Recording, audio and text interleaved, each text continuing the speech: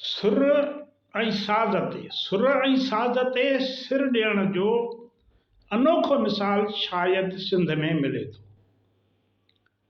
अॼु पाण अव्हांखे अहिड़े ई हिक किसे बाबति ॿुधाईंदासीं जंहिंमें जूनागढ़ जे हाकिम हिक साज़ वॼाईंदड़ जे मुतालबे ते पंहिंजो सिर वढे खेसि ॾिनो। सिंध जे सरमोर शाइर शाह अब्दुल लतीफ़ भिटाई इन ई बहादुर हुक्मरान राय ॾियाच खे ॻायो ऐं साराहियो। सिंध जे हिन मुनफ़रिद किरदार जे किसे खे शाह लतीफ़ भिटाई पंहिंजे रिसाले जे सुर सोरठ में समाए अमर करे छॾियो।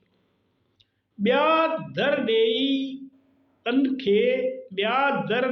ॿन खे आयुसि तुंहिंजे दर, सुहारा सोरठ वर का मुंहिंजी कर, भला भेरी भर पालो पाद पेनार जो।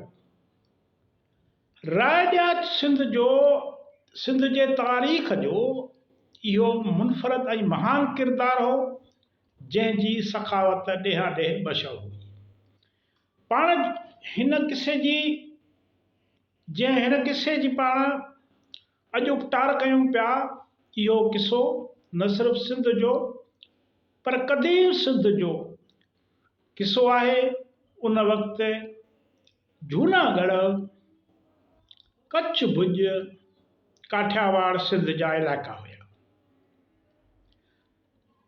राय ॾियाच जूनागढ़ ते हुक्मरानी कंदो हो। राय ॾियाच लाइ हिकु ॾंद कथा मशहूर आहे त संदसि भेण खे औलाद कोन थींदो हो।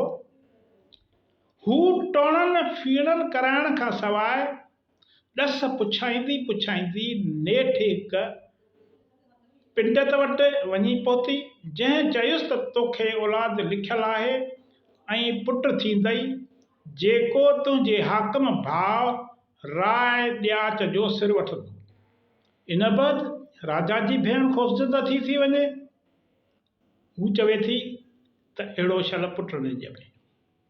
उन बैदि राजा जी भेण वरी दुआउनि ज़रिए अहिड़े पुट जी पैदाइश खां पनाह घुरंदी रही। पीर ऐं भोपा भेटींदी रही पर नेठि खेसि पुटु ॼाओ। रवायत आहे त राजा जी भेण पंहिंजो पुटु संदूक यानी पेतीअ में बंदि कराए दरिया में लोड़े छॾियो, जेको रेबारियुनि खे हथायो, जिन मथिसि ॿीजल नालो रखियो ऐं खेसि निपाए वॾो कयो। ॿीजल वॾो थी ॿकरियूं चारींदो हो। हिकु ॾींहुं ॿीजल वण ते टंगियल कंहिं जानवर जा आंडरा ॾिठा जेकी सुकी वञण बैदि हवा में लुॾी रहिया हुआ ऐं उन्हनि मां सोज़ भरिया सुर पे निकिता। ॿीजल इहो ॾिसी हैरान थी वियो। इहे सुकल आंडरा खणी घर पहुतो, उन्हनि मां हिकु साज़ जोड़ियो ऐं पोइ अक्सर इहो साज़ वॼाईंदो रहंदो हो ऐं हर ॿुधण वारे जी दिलि मोहे छॾींदो हो। रवायत आहे त हिकु भेरे जॾहिं ॿीजल ॿकरियूं चारण सांगे ॿाहिरि झंग में वियो त शहर में अनी राय जे बादशाह जा माण्हू सोन सां भरियल थाल खणी घिटियुनि में पढ़ो ॾियण आया त जेको राय ॾियाच जो सिर वढे खणी ईंदो उनखे अॻुवाट ही सोन सां भरियल थाल त मिलंदो, बाक़ी कारवाई मुकमल करण खां पोइ जेको हू घुरंदो सो ॾिनो वेंदो। ॿीजल जी ज़ाल उन फनकार ॿीजल जी ज़ाल लालच में अची इहो थाल वठी पाण वटि रखियो ऐं वाइदो करे वेठी त संदसि मुड़ुसु राजा खे कीअं बि करे क़त्लु करे संदसि सिर अनी राय बादशाह ॾो ज़रूरु पेश कंदो। जॾहिं ॿीजल घर आयो त ज़ाल वटां अहिड़ी ॻाल्हि ॿुधी इंतिहाई हैरान ऐं परेशान थी वियो त हिन अहिड़ो वाइदो कीअं कयो। मां हिकु साज़दो, हिकु फनकार, हिकु बादशाह जो सिर कीअं कटे ईंदुसि।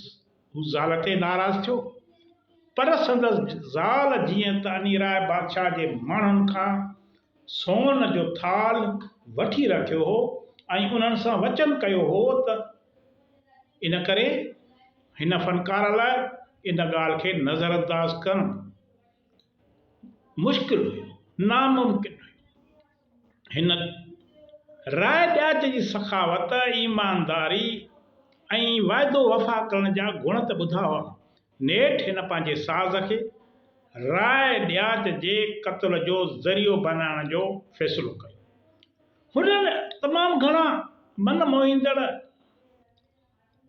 मोहींदड़ सुर ऐं धुनूं ईजाद कयूं, वॼाईंदो रहियो, माण्हुनि जे दिलनि खे मस्तु कंदो रहियो, पंहिंजो मुनफ़रद मुक़ाम जोड़ींदो वञी सोरठ जे सुहाग राय ॾियाच जे बादशाहीअ में पहुतो। राजा राग रंग ऐं कचहरीअ वारनि महफ़िलुनि में मशगूल हुयो। जेको बि राग जा के नवां गुर ऐं गुण खणी संदसि दरबार में ईंदो हो त हू उनखे इनामनि सां ख़ूब नवाज़ींदो हो। बीजल बि पंहिंजे उन साज़ समेत दरबार जे ॿाहिरां अची पहुतो ऐं सोज़ ऐं साज़ वॼाईंदो रहियो। माण्हू जमो थींदा रहिया संदसि साज़ जे आवाज़ ते। आख़िर राय ॾियाच खे पुछणो पियो त इहो केरु आहे जेको मुंहिंजे हिन इलाइक़े में एॾो पुरअसर अंदाज़ में साज़ पियो वॼाए। वज़ीरनि खेसि ॿुधायो त हिकु मङणहार आहे जंहिंजे साज़ में अजीब सोज़ ऐं छिक आहे जो समूरा माण्हू वञनि था वटसि जमो थींदा।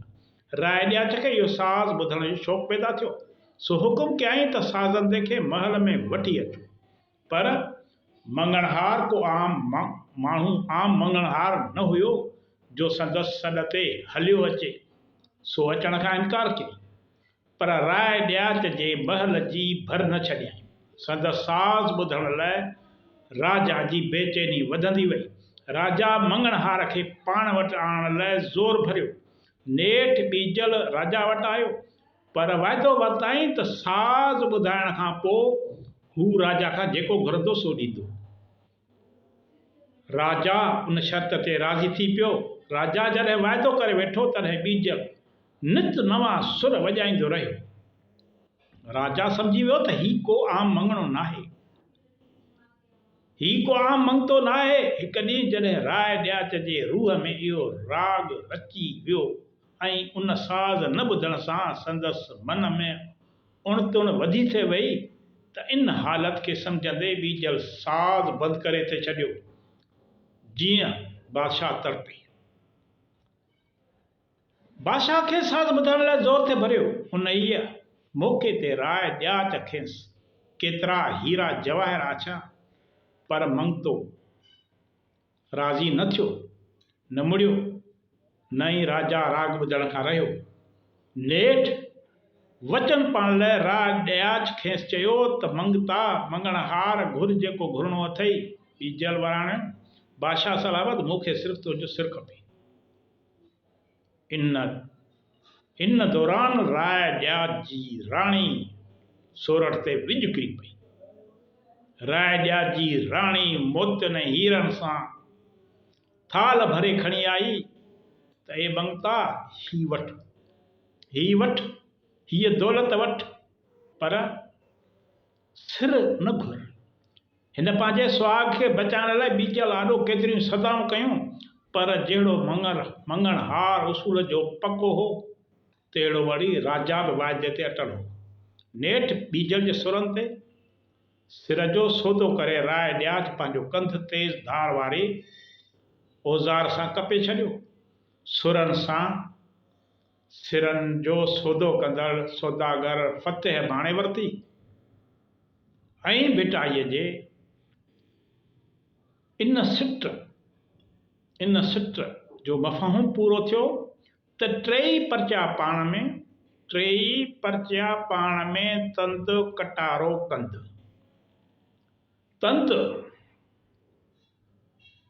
कंध घुरियो। तंद कंध वरितो। अहिड़ी तरह ही किसो न सिर्फ़ सिंध पर सिंध खां ॿाहिरि कच्छ, भुज, काठियावाड़ में बि आम आहे। थोरी फेर गेर सां वक़्तु अचण करे काफ़ी वक़्तु गुज़रण करे उन में फेर गेर थींदी रही आहे, पर किसो इहो सिंधू माथिरीअ जो किसो आहे ऐं सिंधू माथिरी उन जे हथनि खां ॿाहिरि अॼु बि हुजे पियो। अव्हां जी वॾी वॾी महिरबानी। ईंदड़ वीडियो ताईं इजाज़त ॾींदा।